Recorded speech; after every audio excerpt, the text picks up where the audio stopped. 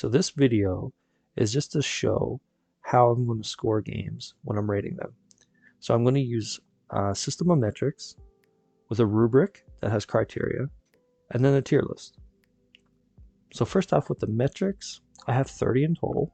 So if you notice here, they are concept and design, gameplay, presentation, controls, progression and pacing as the top 5, story, animation and movement, graphics, music, sound effects, and then rest, challenges, difficulty, creativity, diversity of assets, writing, enemies, antagonists, protagonists and support characters, player agency, choice, game length, hitboxes and interactions, camera, replayability, item, inventory, memory management, the environment, price of the game, multiplayer capabilities and social community, bugs and glitches, art style and colors, extra content, UI UX design, learning curve, and tutorials.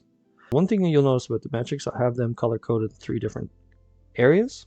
The top 5 metrics are the most crucial to a game, and they are the most heavily weighted. So they actually have a weighted score of 20. The next 5 have a weighted score of 10, and the rest of them have a score of 5, giving me a total of 250 points. And then that'll be turned into a percentage based off the total score of the game. So if you notice, if I put in, let's say, an arbitrary score, so let's say this one gets a 4.5, that gives me an 18 score out of 20, which is 7.2% of the game. If I change that 4.5 down here to story, that's 9 out of 10, which is only 3.6%.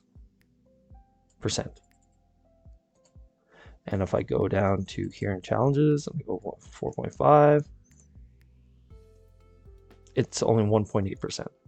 So the most crucial part to these games are going to be these top 5, then 6 to 10, and then 11 to 30. So how do I come up with the score for each metric? I use a rubric. So for each metric, there's 6 columns, all with criteria that help me determine what the score for that metric will be. And they can score in different columns, which just makes me end up averaging the score over that metric. So let's say for gameplay, if they end up with a few from 4 and then a few from 3, I just average that out and it ends up with a 3.5 or 3.7 based off whatever the average of those scores will be. So if you notice, I got this done for every single metric. So this helps eliminate bias, which is the good part. I like that. I find that a lot of game reviews and game critics, they throw out a lot of 9s to a lot of games, and they're definitely not 9s. Or they give a 10. 10 is a perfect game.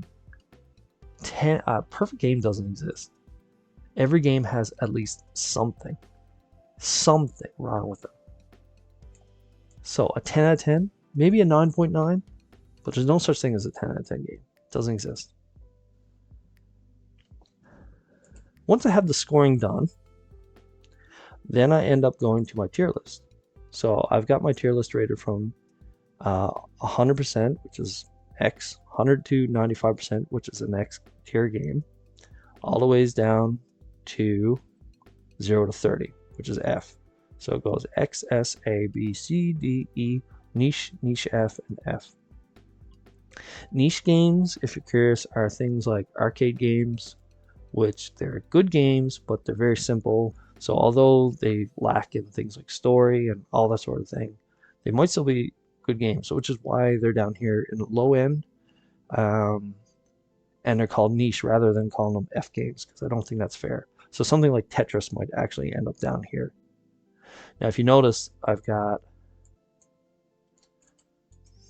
5 games here already loaded up. It's probably the first 5 I'm going to use. Superman 64 is there because it's notoriously a bad game. And so if my rubric is accurate, it should end up down here somewhere. Same goes for Zelda Ocarina of Time. Notoriously a very good game, so it should end up here somewhere. And then these games could end up here somewhere. They're just used to help me determine if this rubric is accurate. If the rubric is not accurate, I can just come back and I can change a few things. So if I change something with the rubric, I can just retroactively come back and score the games again and then just move them as I need be. And there you go. That's it. That's simple as it's going to be. If you guys got any suggestions or any input, I'd love to hear it. Please comment on it. And thanks for watching. And hopefully, I'll get some games up soon.